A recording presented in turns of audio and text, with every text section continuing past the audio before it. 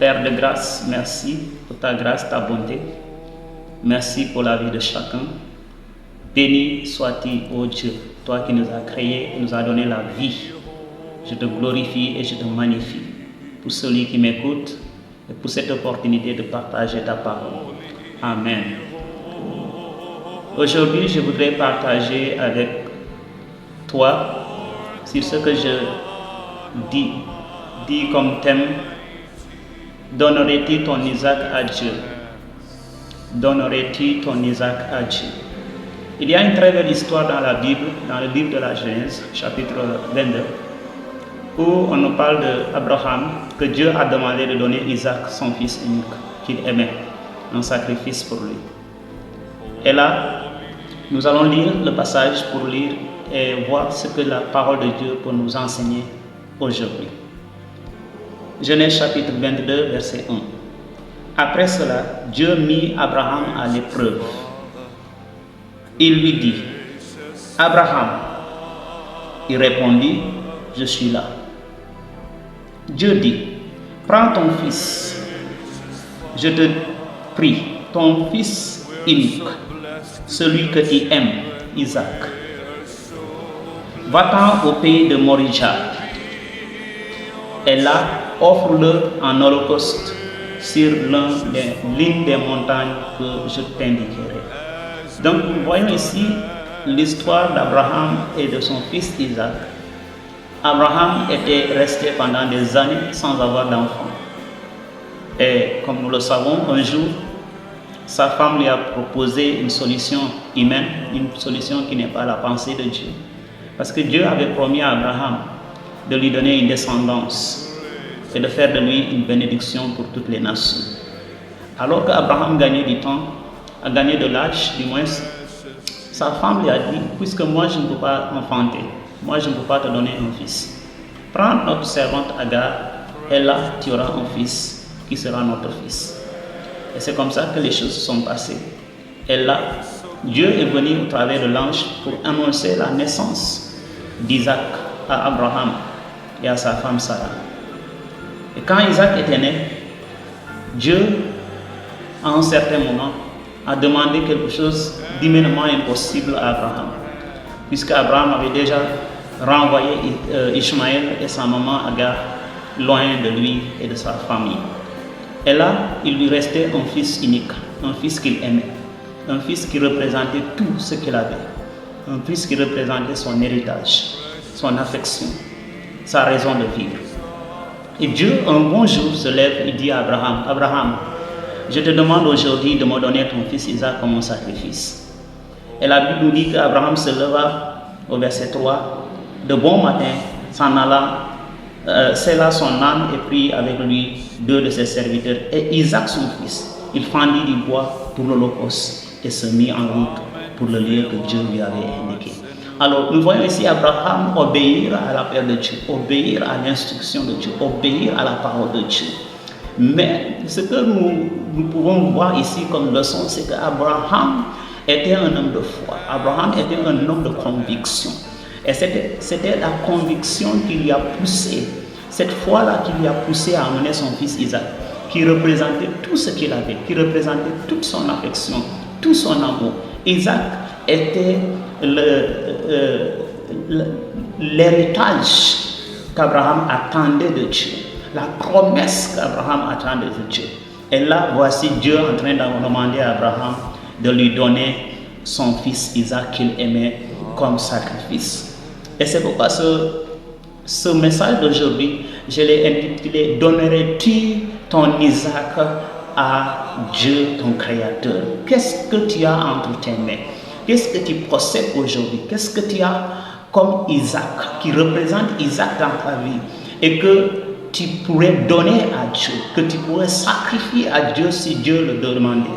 Aujourd'hui, notre monde est un monde façonné par l'égocentrisme, façonné par l'individualisme, façonné par le désir de gain personnel, le désir de réussite, le désir de célébrité. Et tout ce qui nous attire aujourd'hui, c'est pour notre propre bien et notre propre plaisir. Alors Dieu disant à Abraham, Abraham, je te demande, toi, que j'ai donné Isaac, en retour de me rendre Isaac et de me le donner comme un sacrifice. Je ne sais pas ce que Dieu t'a donné. Je sais qu'il t'a donné la vie, c'est pourquoi tu m'écoutes ce matin. Je ne sais pas qu'est-ce qui est précieux à tes yeux ou bien à mes yeux. Puisse Dieu nous demander cela et que nous soyons volontiers et que nous soyons convaincus qu'on doit le donner à Dieu et que ça revient à Dieu et que c'est Dieu qui mérite qu'on lui donne tout ce qu'on a. Isaac était quelqu'un que Abraham aimait, était quelqu'un que Abraham a mis toute son espérance parce qu'il catalysait la descendance que Dieu avait promis à Abraham. Il représentait l'héritage, non seulement physique, mais aussi spirituel, que Dieu avait promis à Abraham. Souvenez-vous que Dieu a dit, je ferai de toi, à Abraham, une bénédiction, ou bien je ferai de toi une source de bénédiction pour les nations. Et voici Dieu en train de demander Isaac à Abraham. Et voici Dieu en train de réclamer ce que lui-même il a mis entre les mains d'Abraham. Et nous voyons aujourd'hui, qu'est-ce qui est dans ta vie, qu'est-ce qui est dans ma vie, que Dieu pourrait nous demander et que nous serons volontiers et que nous serons vraiment prêts à donner. Pourrons-nous donner notre temps à Dieu? Aujourd'hui, nous sommes là. Dans la vie d'aujourd'hui, nous n'avons pratiquement pas le temps. Nous sommes occupés par diverses choses. Nous sommes occupés par beaucoup de distractions. Nous sommes occupés par des choses qui consument notre temps, des choses qui attirent ou bien qui nous privent d'avoir du temps avec Dieu. Dieu peut-il réclamer ton temps? Dieu peut-il avoir ton temps? Aujourd'hui aussi, Dieu peut-il demander ton Isaac comme ton énergie, ta force, ta vigueur en tant que jeune? Dieu peut-il réclamer cet Isaac-là et te dire, toi qui m'écoutes, donne-moi ton énergie, donne-moi ta vigueur, donne-moi ta jeunesse, donne-moi ta force. Je veux que tu me le sacrifies. Dieu peut-il aussi demander ton talent? Qu'est-ce que tu sais faire dans la vie? Quel est le talent que Dieu a mis en toi et que tu utilises autrement que de glorifier Dieu? Le talent que tu as, est-ce que tu l'utilises pour glorifier Dieu ou bien tu l'utilises pour ta propre gloire, ta propre promotion et pour la gloire de Satan et non la gloire de Dieu? Qu'est-ce que Dieu peut te demander comme sacrifice, comme Isaac? Dieu peut-il te demander ton corps? Le corps que Dieu t'a donné. Tu n'as pas acheté ton corps au marché. Dieu t'a donné une âme et un esprit. Et t'a donné un corps qui porte cette âme et cet esprit. Et Dieu te dit, je voudrais que tu me glorifies dans ton corps.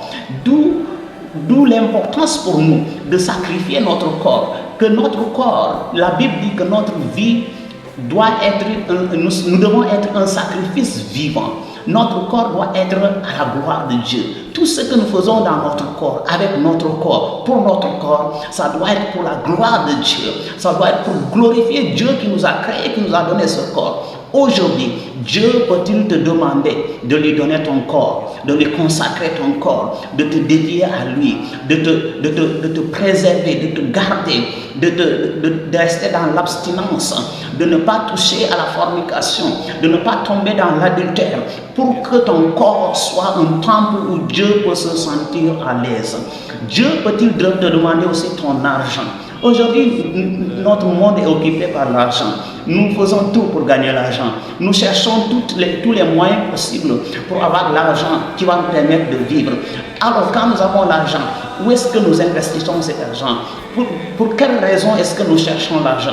Est-ce que c'est pour glorifier Dieu? Est-ce que nous faisons avancer le règne de Dieu, la gloire de Dieu, le royaume de Dieu avec l'argent que nous avons? Il y a des gens qui font la promotion du royaume de Satan avec leur argent, avec toute la richesse qu'ils ont. Ils font la promotion de Satan et des œuvres de Satan parce qu'ils croient en ça, parce que c'est ça qui fait leur identité, parce que c'est ça qui fait qu'ils sont motivés chaque jour à promouvoir un agenda qui n'est pas de Dieu, un agenda qui ne glorifie pas Dieu, un agenda qui n'est pas pour sanctifier le nom du Seigneur. Qu'est-ce que Dieu serait-il disponible si Dieu te demandait de donner ce qu'il a mis entre tes mains? Isaac était quelqu'un que Dieu lui-même a donné. Isaac était là comme l'enfant que Dieu a donné à Abraham. En retour, Dieu lui dit, donne-moi ce que je t'ai confié. Donne-moi ton fils unique. Isaac que tu aimes. Dieu n'a pas demandé quelque chose qu'Abraham n'aimait pas. Il a dit, donne-moi Isaac, ton fils unique, celui-là que toi tu aimes, ton unique, celui, moi, ce que je veux. C'est-à-dire la chose la plus importante dans la vie d'Abraham, c'est ce que Dieu a demandé. Dans la vie de chacun de nous, Dieu demande la chose la plus importante. Certains d'entre nous, Dieu demande notre temps. Certains d'entre nous, Dieu demande notre énergie. Certains d'entre nous, Dieu demande notre talent. Certains d'entre nous, Dieu demande notre argent. Certains d'entre nous, Dieu demande notre corps. Alors Dieu désire ce qui est meilleur, ce que nous aimons le plus. Et c'est pourquoi il a demandé à Abraham, il n'a pas demandé à Abraham de lui donner un de ses serviteurs. Il dit, donne-moi ton fils, ton unique, que moi je te donnais, c'est celui-là que je veux que tu me rendes. Dieu ne va pas nous demander quelque chose qui est banal, quelque chose qui n'est pas précieux à nos yeux. Autrement dit, ça ne nous coûtera rien. Mais c'est effectivement la chose qui nous occupe le plus, la chose qui prend plus notre temps, la chose qui prend plus notre énergie, la chose qui occupe plus notre temps et notre pensée et qui nous motive le plus. C'est cette chose-là que Dieu nous réclame. Serait-ce ton mari, serait-ce ta femme, serait-ce une copine, serait-ce un copain? Dieu te demande aujourd'hui, donnerais-tu ton Isaac, la chose la plus chère à ta vie? Abraham savait que sa vie n'était pas attachée à Isaac. Plutôt, il savait que sa vie était attachée à celui qui a donné Isaac. Je reprends. Abraham savait que sa bénédiction, sa vie n'était pas attachée à Isaac. Sa bénédiction et sa vie étaient attachées à celui qui a donné Isaac. Avons-nous cette compréhension-là de savoir que notre vie et notre bénédiction n'est pas attachée aux choses que nous avons, mais plutôt à celui qui nous donne et celui qui a fait de nous ce que nous sommes? Isaac représentait tout pour Abraham, mes amis. Qu'est-ce qui, à tes yeux, représente tout ce que tu as? Et si Dieu te demandait de donner cela, donnerais-tu cela aujourd'hui? Si Dieu me confie une chose et me le réclame, je ne devais pas avoir de problème à lui donner. Si je comprends que c'est Dieu qui m'a donné ce que j'ai, mon temps, mon énergie, mon corps, mon argent, mon talent, si je comprends que ce n'est pas quelque chose que moi j'ai acquis de mes propres forces et de mes propres moyens, de ma propre sagesse, si je sais que ça m'a été donné, alors je n'aurai pas de temps pour consacrer cela à Dieu. Et c'est pourquoi ce matin, en ce jour béni, je voudrais t'exhorter et m'exhorter moi-même, afin que nous sachions discerner ce qui prend le plus notre temps et que nous soyons prêts à donner cela à Dieu. Et quand Abraham a obéi à Dieu, Dieu n'est pas un père mauvais. Dieu n'est pas méchant pour laisser Abraham tuer son fils qu'il aimait le plus. Mais Dieu voulait qu'Abraham lui prouve sa fidélité. Il dit qu'il l'a mis à l'épreuve. Quand on met quelqu'un à l'épreuve, c'est pour voir s'il est en mesure de passer le test ou bien s'il va échouer le test. Alors toi et moi, n'ayons pas peur de donner à Dieu notre Isaac. Et c'est pourquoi ce jour, je t'ai posé la question, donnerais-tu ton Isaac si Dieu te le demandait? Je bénis le nom du Seigneur pour ta vie et pour ma vie. Et ma prière, c'est que nous soyons prêts à tout sacrifier si Dieu le veut et si Dieu le demande.